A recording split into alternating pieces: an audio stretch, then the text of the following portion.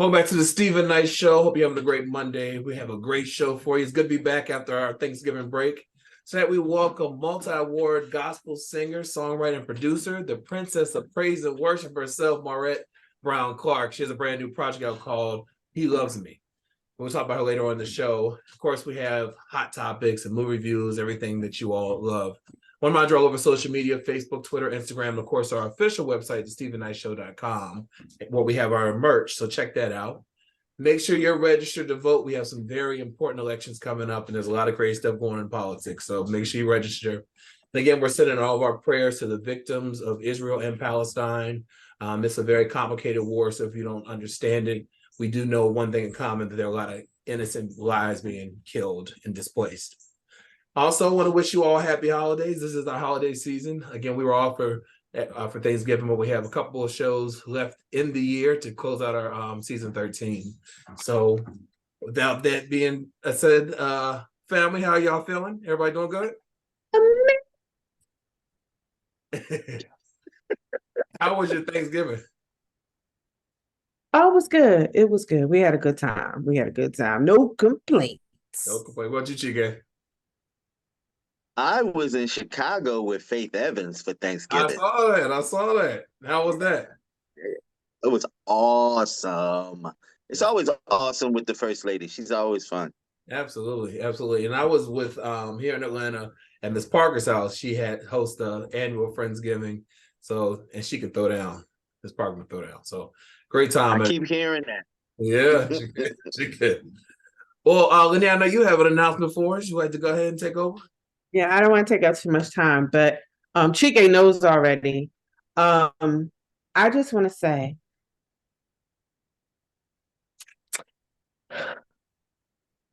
my mental health is so important to me, and I've been going through it. Yeah. KeKe knows it. I've really been going through it, especially with my job. And I made the decision, and I gave my resignation last week. Oh, wow. Congratulations. Yeah. So, and I'm using up, some time. I still have vacation time. So technically in office tomorrow is my last day in that place. Wow. And I just want to say that it's the most liberating thing, because I chose me and my mental health. Mm-hmm. It was a hostile work environment. I wasn't treated fairly. I wasn't done right. And I needed to make this decision, no matter how hard it was initially. But God got my back. Yep. So that's where we are. That's what I'm toasting to. And this is the first time I'm saying it out loud. Wow. Yeah, I know you used to complain about that job, so I'm glad you got out of there. My mom always said, you make the right decision because you're at peace with it after you make it. Were you at peace when you finished? When you made a decision? Let me tell you something. I've never felt more at peace with a decision in my life than I do with the decision that I made, because I was going to wait until the end of the year. Yeah. And there were so many I don't know if I want to say clues or signs that the universe and God was giving to me as I'm talking to God and as I'm going through what I'm going through. And it was just like, why even wait? Right. They gave me even more of a reason to be like, I don't have to wait. Mm-hmm. And I'm worth more than this.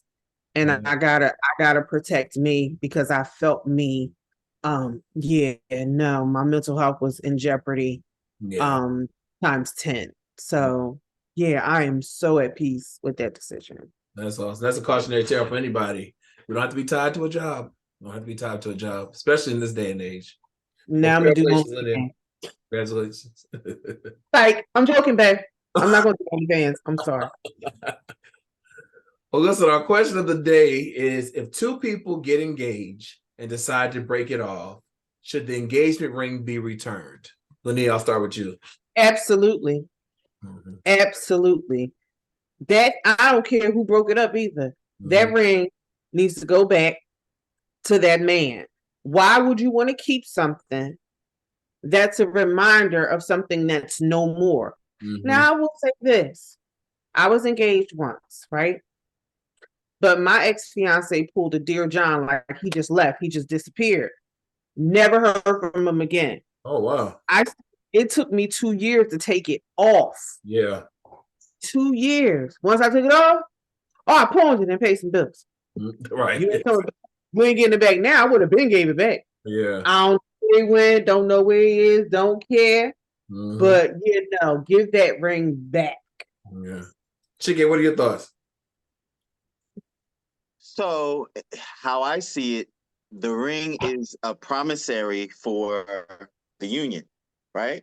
If the union doesn't happen, if it's not stated anything otherwise, then you need to give it back. Yeah. Yeah. Well, I'll read some of the comments from Facebook. So Felicia said, yes, unless the guy decides to let her keep it. Female only keeps it upon marriage, but if not, a wedding is supposed to be given back. Will said, yes, the ring should be returned as the man gives it as the woman on a condition that it will get married. Some men won't ask for it back, but a decent honorable thing to do is return it. Kim replied and said, great point. I'd keep it though. Corey Andrews said yes. Zuri said yes, it should return. Ramon said, I don't think so. I can't wear it, so give it to anybody. Unless it's money thing, I would let them keep it if they didn't ask. Alicia said, absolutely. Why keep something that no longer means anything? Give the man his ring back. Trace said yes, unless he's cheating. Now I saw a lot of people that said if it's a cheating situation, then the woman should keep the ring. Melly said it's a gift. Most people said yes. One woman, Yolanda, said that she tried to give hers back, but he wouldn't take it. But again, most people are saying yes. And some Karen said depends on how it ended. So yeah. But most people say the law. So in a lot of those situations, I know a lot of people give family heirlooms as the ring. You're going to keep someone's family heirloom? Yeah. Like, why would you want that? Some chicks do, but in certain, so of course, a lot of people don't know the law, but still in some states, if an engagement is broken off, you are required by law so that person can take you to court if you refuse to give them that ring back, especially if it's a family heirloom. Mm-hmm. And I love Judge Judy. Anyone knows I love Judge Judy, and I've seen people sue for the ring and they've gotten it back. Yep. Well, I love how she'd be like, "Let me see it. Let me see it." Yeah. Well, tweet us at home and let us know what your thoughts. Stephen I Show SHL. All right. Well, we've seen a lot of prominent men being under fire, coming on fire for sexual assault. Well, there's a law, and there's the reason why. So the law created 1 year window for survivors who were 18 or older at the time of the offense to file lawsuits against their alleged abusers, regardless of the statute of limitations, which resulted in over 3,000 suits filed and some prominent figures in Hollywood named as defendants. Now, this is according to the Shade Room's Justin Carter, who did some sifting through the suits for their TSR investigates. Now, according to CNN, Democratic Governor Kathy Hochul signed the action into law in May of 2022 with the expiration date of November 23rd, 2023. Carter adds that since then, hospital, government agencies, and even prisons were named defendants in resulting lawsuits. So they cite this woman, Syleena Johnson. She would be raped at 11:30. She would get raped at Rikers Island by 4 correction officers. She said, and even when she was pregnant, she said her water broke at 11:30 at night the day after she was raped. And then her baby ended up passing away. And Mia Wheeler, she was another person that at Bedford Hills Correctional Facility, where said a guard would walk by, and if no one was there, or if it was mealtime, he would come in the room and say, you know what time it is, meaning have sex, or for her perform sexual acts. So Carter adds that attorneys for the, because these people, again, their attorneys have all said this didn't happen, but attorneys for the institutions above have denied the allegations. This is similar to attorneys for celebrities such as Jamie Foxx, Cuba Gooding Jr., Russell Brand, and Sean Combs, who has been named as alleged assailants in bombshell sex abuse lawsuits.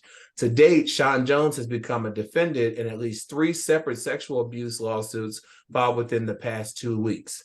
The lawsuits in totality accuse 54-year-old of rape, sex trafficking, and physical abuse.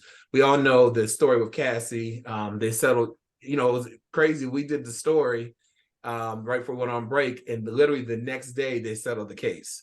But again, people said, I was listening to some attorneys online. They said the fact that it settled so fast pretty much proves that he did it, because he has the money. If someone is accusing you of these awful things, you have the money to defend your name. But the fact that you want to pay it off and make it go away, but then we have these two other women that have come out, and even people who worked with Diddy, bodyguards, even some of the artists have all pretty much supported Cassie and said that these accusations were true. But what are your thoughts, Chiki? I'll start with you on this law, and are you surprised that because it expired in November that we saw so many lawsuits come out as a result? Well, I'm liking the statute of limitations because it gives them a nice healthy window to be able to, point the finger at their accuser. Right. Actually, it should be longer, I think, me personally, because when you're traumatized, it takes you a minute to get it together to even make a decision that you want to be able to point your finger, because you have to deal with that whole trauma within yourself. Mm-hmm. And you have to come to terms with what happened. Sometimes people aren't even accepting what happened to them. Right. Especially if the dynamics of the situation are crazy, i.e. allegedly the Cassie and Sean Combs situation. Mm-hmm. I don't know. And I will say this. Sometimes people settle because they do not want the details to come out. Yeah. Yeah. And sometimes people settle because they just want to get rid of it because there's other business. And I'm thinking about different situations in my head. They settle because they have other business at hand and they don't want to deal with a court situation over here with something which they deem frivolous. And Right. if they have the money, they'll throw money at the situation just for it to go away. And then other situations, they don't want any smoke. They don't want the trouble. And then other situations, they're guilty as hell and they're trying to pay for quiet. Right. But to settle 24 hours, less than 24 hours after the story broke, you know what I mean? That, to me, that was telling. I mean, this was a fast moving case. And from what I am hearing, allegedly, those details were pretty scandalous. Yeah, absolutely. Absolutely. Linnea, what are your thoughts on this? I just want to go back to the correctional facility. Mm-hmm. And it has always been a growing problem, or an ever-ending problem, relating to correctional officers allegedly raping inmates. Mm-hmm. And most inmates are not going to say anything because of, one, where they are, two, people are not going to believe them, right, because they are inmates. And the fact that if you look at a lot of inmates who are pregnant in jail, 9 times out of 10, they're probably pregnant by a CO. yeah.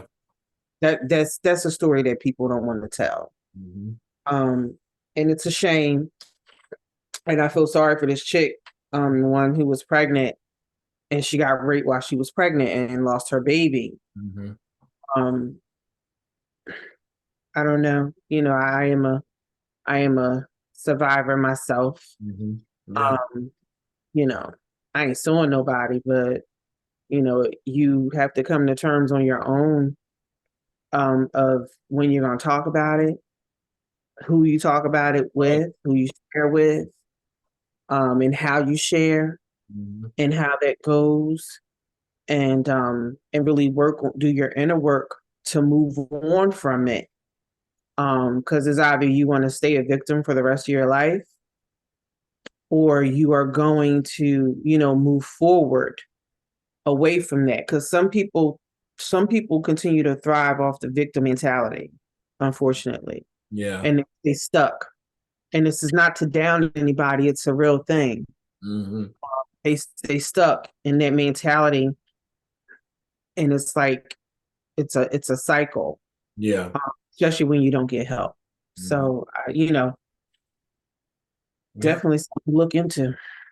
And most victims don't speak up because they don't think they'll be believed. And I can only imagine against a powerful person, in these situations, men who they can shut you up, they can silence you, they can intimidate you. Cassie talked about seeing Diddy dangle someone over a balcony, allegedly having Kid Cudi's car blown up because he didn't like their relationship.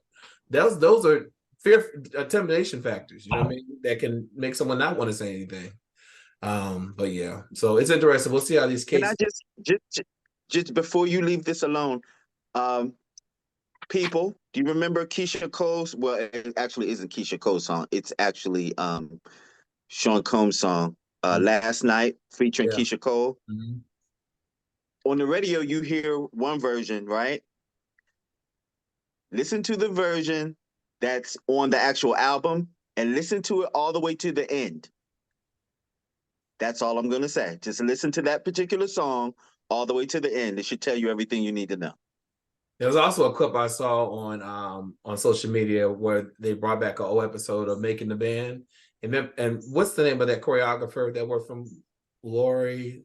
Lori. Yeah. Lori Ann Gibson. Lori Ann Gibson. Where he went off on her.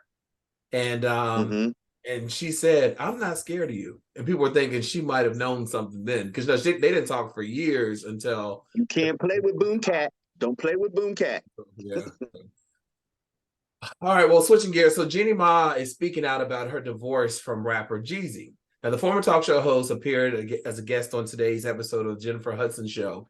While there, she told the host that how she's been holding up since he made the move to end their marriage in September after 2 years together.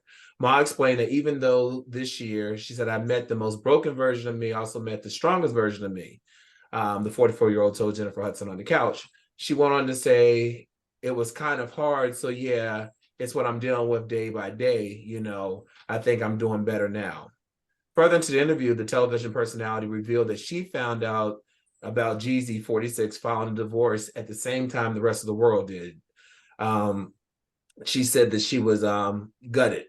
I know Jeannie and Jeezy were married in March of 2021, share a daughter named Monaco, whom they welcomed in January of last year. Speaking on how she's juggling the latest legal battle while caring for their daughter, she said she's picking up the pieces. She just talked about it. Although it didn't work out, she's the greatest gift that she has. Now, the rapper released a statement in October, just a month after he officially filed for divorce. He said at the time, the decision to end this chapter of my life was not made impulsively. It comes with a heavy heart. Despite this, my love and respect for Jeannie remains, and the time we spent together holds a cherished place in my heart. Since then, things have seemed got a little nasty. So, as previously reported, Jeezy accused Jeannie Ma Jenkins of acting as a gatekeeper for their daughter. In the filing, the rapper asked the judge for a hearing to set a clear, defined temporary legal and physical custody rights amid their divorce. Initially, both parties agreed upon a visitation schedule through the end of this year, after Jeezy filed for the divorce last month. However, in the filing, he states that the situation is becoming increasingly less feasible. The doc further stated that the lack of consistency, continuity, and stability inherently associated with such a haphazard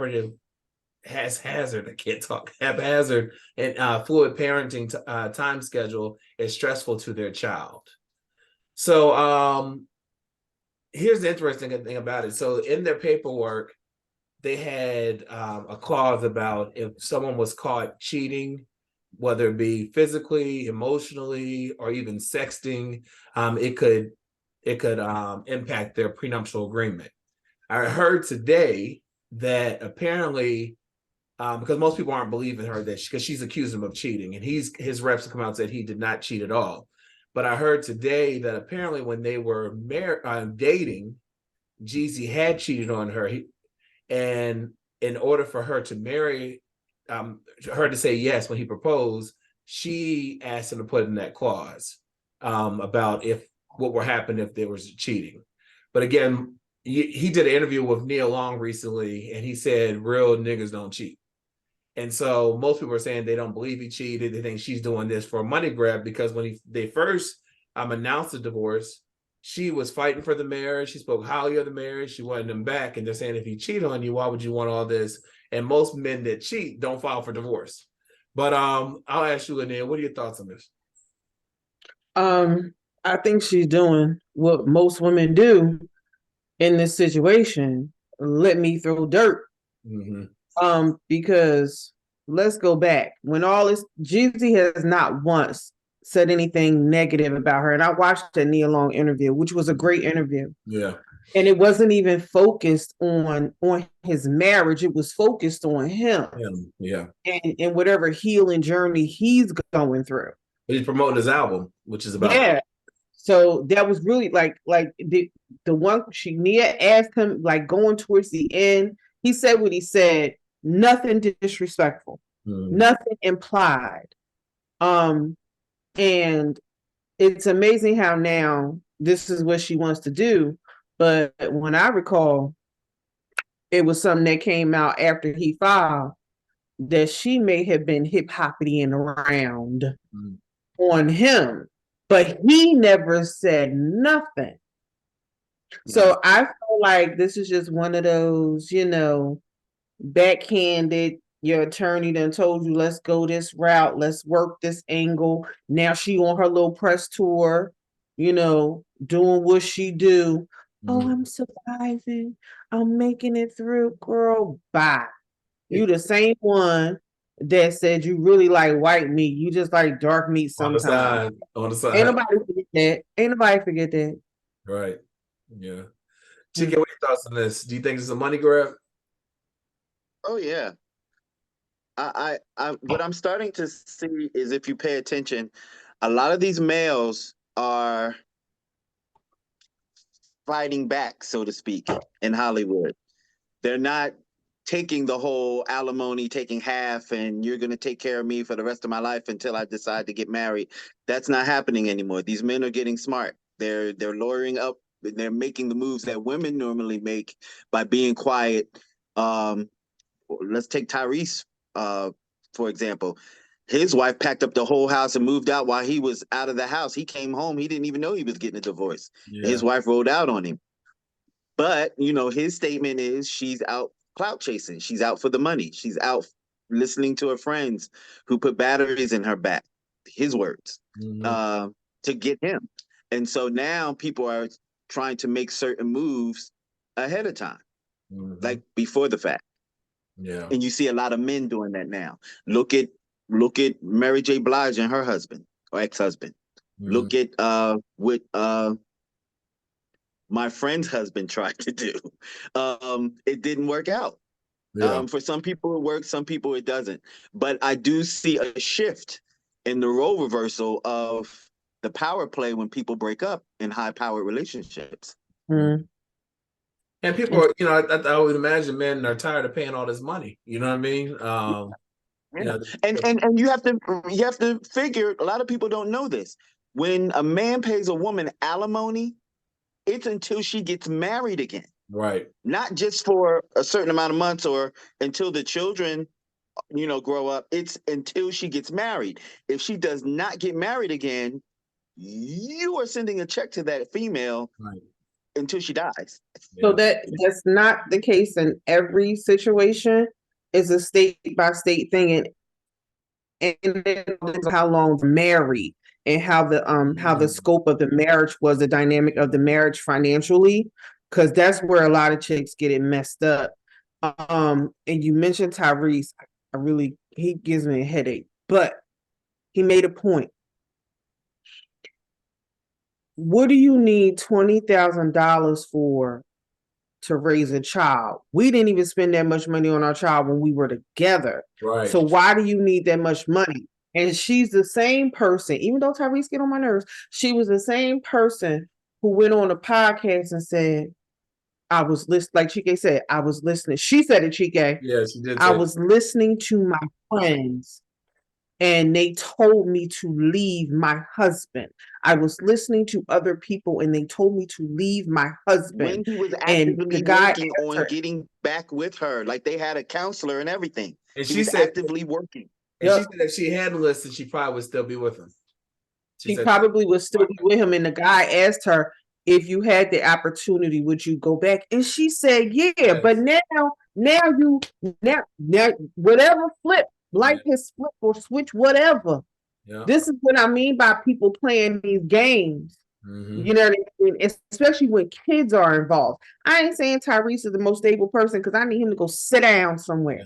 But this is what these people do. They play these games. Then you want to play like you victim. Right. Just as manipulative as over here. Yep. Yep. And see, in all honesty, if you're really in a relationship, right, and you're really that hurt and you really want it to end, I'm like Chrisette Michelle on this joint. I just want it to be over. Just over. I don't care. I don't want nothing from you. I just want it to be over. I didn't even know she got a divorce. See how quiet that was? Right. Exactly. I didn't even know she got married. I thought she was still married. I didn't even know she got a divorce. Ain't even know. Right. Well, KeKe Palmer and Darius Dalton Jackson have postponed their upcoming court date. The Shade Room previously reported that Palmer was granted temporary restraining order against Jackson in November. At the time, Palmer alleged that Jackson had been physically and emotionally abusive towards her during their relationship. Additionally, the television host requested legal and sole custody of their infant son.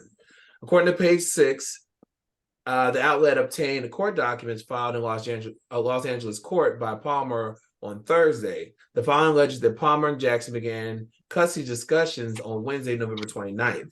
Additionally, both parties will continue their conversation on a mutually agreeable date, which has not yet been set. Furthermore, Palmer and Jackson have agreed that December 5th hearing regarding Palmer's restraining order against Jackson can be rescheduled until they resolve their issues in mediation. Page 6 reports that the ex-couple has yet to been given a new hearing date for restraining order. However, the order will remain in effect until their next hearing. The Shade Room previously reported that Palmer had filed for legal and sole custody of their son with Jackson in November 9th. At the time, Palmer explained that she was concerned for the infant's safety. The following day, a judge granted the actor temporary restraining order against Jackson. The order forbade him to come within 100 yards of Palmer and their son Leo. At the time, Radio Online reported that Jackson was also ordered to turn in his handguns. Soon after the news filing went public, a screenshot surfaced from security footage of alleged altercation between Palmer and Jackson. In her filing, she alleged that the incident did occur on November 5th. Jackson reportedly trespassed into her home and lunged at her, knocking her over her couch. In a separate incident, Palmer accused Jackson of choking and slamming her to the stairs. So when this story was released that they had pushed out the date or changed the date, people thought they were getting back together, but her team expressed that was definitely not the case. KeKe, what are your thoughts on them wanting to work through mediation before they had the restraining order case? I done said it last time that we was on this thing. He needs to preemptively go to a life rehab ahead of a court appointment and work on the relationship with him and his child. That's what the focus needs to be. Maybe you need to be in a group home with children, giving back, showing that you can be around other people and keep your temper. Some type of life rehab. I don't know what he could do, but it needs to be something preemptive before the court makes him do it to show that he can be around children and he's safe with his child. Because most importantly now is that you be a father to your child. All right. And Linnea, does it make it better that his own brother, he's getting accusations against him? He has accusations against him that he's been abusive to his ex-girlfriend. She's been very vocal lately. What are your thoughts on? Technically, Dominique has been speaking out about his brother for a long time. She got let go of Insecure because of that. That's one of the and she got pregnant. So she's been speaking out for a long time. she just doesn't have the platform KeKe has, so nobody wasn't really listening to her.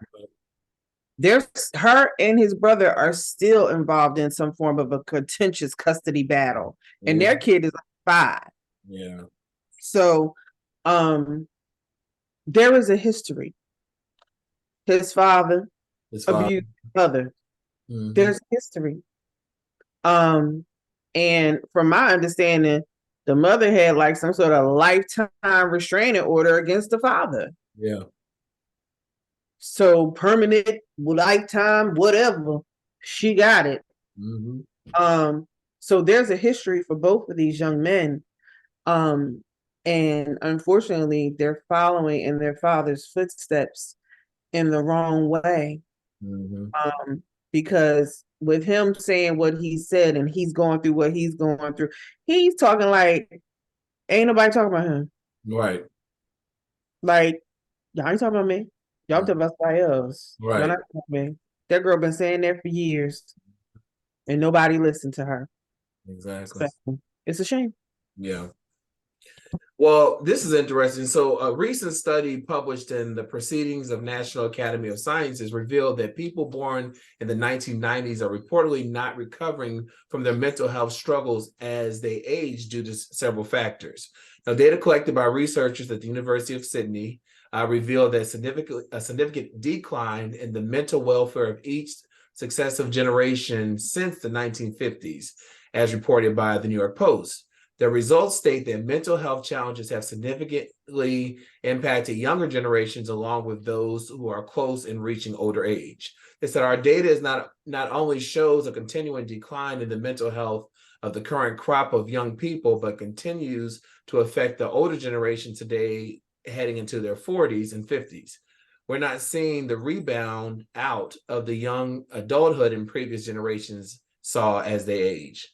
So pretty much they're saying that the 1990s, they're just not rebounding. You know, as you get older, you're supposed to deal with mental health differently. They're not.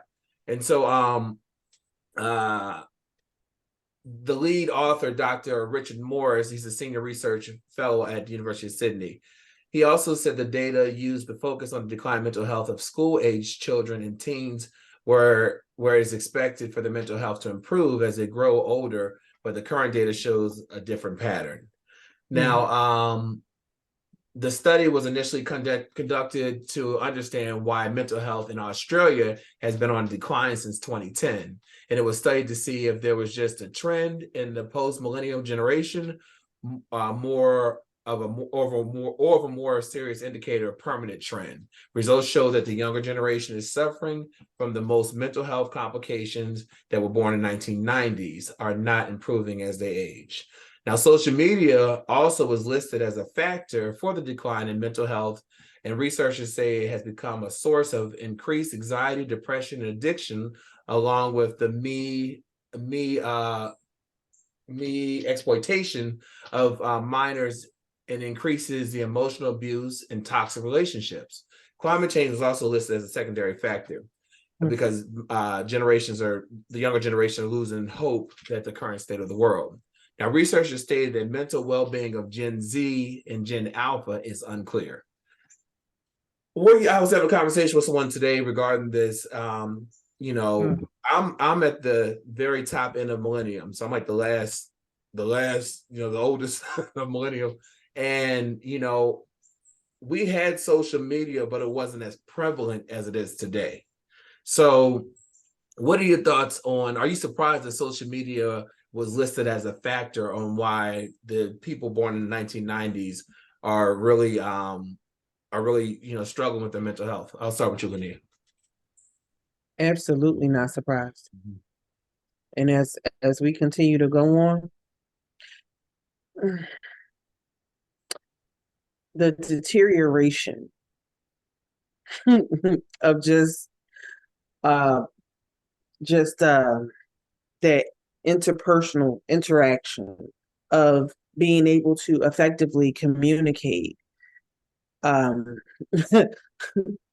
really hold like real live conversations and really touch people, like, in reality, people actively choose to live in the alternate universe that we call the internet. Actively choose it. They need it. It's like crack for them, if I can say that. It's like crack for them. And when they come off of it, I hate to say it, they're dumb. Ba-da-ba. They don't know how to do anything that's outside of social media. And that is scary. Yeah, That's scary.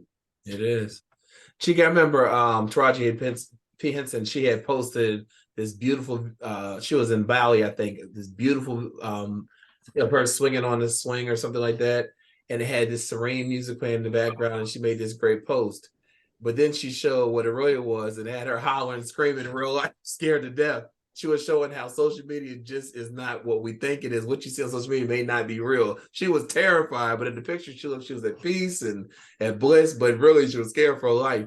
And I was having that conversation because this weekend I was in Houston and I was at this this lounge, and it was dead at first, and no one was there, and I was just chilling. But in that picture, I was having the time of my life. It's not real. What are your thoughts on social media and how it's impacting these people born in the 1990s?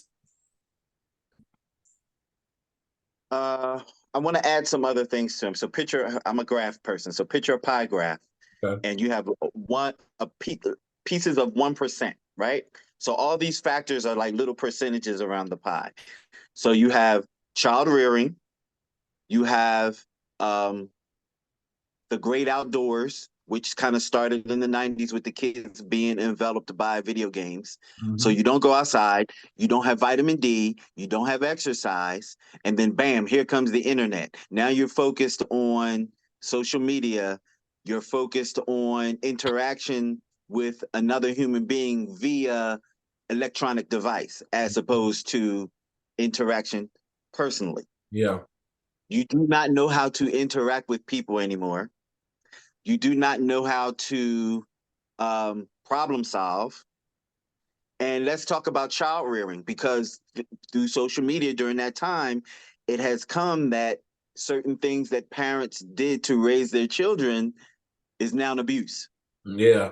Well, I'd like to think that I'm a better product because my mom and my father were able to put their foot in my behind when I did something wrong. Because if you don't learn about the consequences in the home, you're going to learn about them in the street. And in the street, they're going to be much more severe than in the home. Right. And so with all those factors together around my pie, a little bit about more than half is dedicated to negative why the youth cannot survive how they're supposed to survive today. Gentle parent in my ass. I'm sorry. Yeah. Yeah. Well, here's our last story. So Beyonce was crowned the queen of the box office over her concert movie Top. The box office is opening weekend. Renaissance, a film by Beyonce, a documentary about the artist's record-breaking world tour, ranked in 21 million since Friday opening. It's Friday opening, according to Box Office Mojo. It opened in roughly 2,500 theaters through an exclusive distribution deal with AMC Theaters. Notably, Renaissance became the first film in 2 decades to cross the 20 million benchmark for its opening weekend following Thanksgiving, a typically sluggish one. The 2003 release of Tom Cruise's The Last Samurai was the last to accomplish that feat. Renaissance is the second concert film to dominate the box office this year, with Taylor Swift's release an Eras tour, also exclusively through AMC, rather than a traditional Hollywood distributor, effectively cutting out the middleman, securing higher paydays for the artists and their teams. What are your thoughts, KeKe? I know you and Leni are in the arts. What are your thoughts on these concert movies doing so well at the box office? Well, concert movies aren't a new thing. They've been around for a while. And from my knowledge, concert movies have always done well. So you take a Beyonce and you take the concept of a concert movie and you put them together, and you got cha-ching. Yeah. Yeah, I love it. But my question is, or my ask of Beyonce and her husband is, because y'all have so much money, can we get like a music channel for us? I'm not even going to count BET because they don't do what they were supposed to do Yeah. for us. Can we get a music channel where we can actually see like the videos that artists create like in rotation? Or maybe, you know how they have the little tiny desk performances and they just, put them Yeah. on YouTube? Can we get like a channel that actually supports live music performances? Or when someone comes out with an album, there's a place for them to promote the music that they create. We need that again. Yeah. They're both in the music business, right? Beyonce just made millions of dollars off technically a huge long ass music video. Can we get a channel, a network? Can you buy out a allotment of time to help other artists do what it is that you're doing? Maybe not on the scale of what you're doing, but give them a push. Because if music doesn't stay in our hearts and minds the way it used to be, it's going to change. And I think that it's going to change in a way that we may not get it back.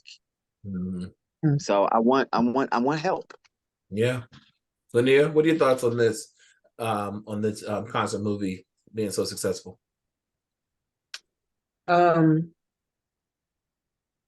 It's a great thing. Sometimes I feel like, there's always an onus on us to do more. Mm-hmm. And I say that because to break away from like, oh my God, Pandora and all that, they created Tidal. Mm-hmm. Old folks complained out the wazoo. Yeah. They give, they do their part, they do their philanthropy part. You know what I mean? Why is it always an ask of us? Because I ain't heard nobody say that about Taylor Smith. Right. Swift. You understand what I'm saying? Not that it's a problem, because it's a great idea, KeKe. It's just that it's always an ask of us. But if it's not us, who will it be? I know it has to be us, but that's the frustrated part of me saying that, because it's always not enough. We always got to do more, and it would be a great idea maybe if it was packaged in a way, and somehow it got to them, that I mean, because they can't think of everything. Somebody else has to think of it. I mean, American actor KeKe Evans just said it. I don't know why he can't package it, because he is the most knowledgeable music person I know, but I ain't gonna say nothing. You understand what I'm saying? Yeah. Like that part, sir, because you know a lot about that stuff. Yeah. So I'm just saying, you and Auntie Tina maybe need to have a conversation. That's your end, ain't it? Exactly. I was seeing clips over the weekend of people, they're dressing up and dancing in theaters like at the concert. But I saw this funny TikTok video. This woman said, listen, this may not be a popular opinion, but if y'all want to dance and sing and all that, y'all should went to the concert. We want to see the movie. Yeah. Well, people couldn't afford it. I know, and I believe that she made this for people that could not afford to go to the concert. Yeah, and I mean, you got probably 9 times out of 10, she cut out. Actually, her and Taylor Swift, they cut out the middleman. Yeah. They cut out that Hollywood distribution part. That was the smartest thing that they could have done. Absolutely. They cut out the Hollywood distribution part, and I don't think a lot of people know, talking about cutting out, because things are so crazy right now. Ava DuVernay's new film Origin was not done on Hollywood budget money. She got investors to help her put that movie together. I think Melinda Gates was one of them, and 2 other people. They got that money together for her. Yeah. For that movie to come together the way that it did. Mhm. And look how that no Hollywood budget at Yep. all. Yep. Because it's not, I don't know, there's a shift. I don't know if KeKe remembers saying that a long time ago. There is some type of shift happening. Yeah. You know what I mean? We all can't have angel investors, but I wish that we could. Right. So there is a shift happening where Yeah. people are realizing Hollywood is not the machine it used to be. Right. Exactly. It's not the machine it used to be. And you do have options. Very true. Very true. I'm supposed to see it on Thursday, so hopefully I won't have to hear all the singing and dancing, but we'll see. Well, listen, Lydia, thank you as always for Hot Topics. KeKe, I'll see you in movie reviews, and when we come back, gospel great Maurette Brown Clark. Right back after this.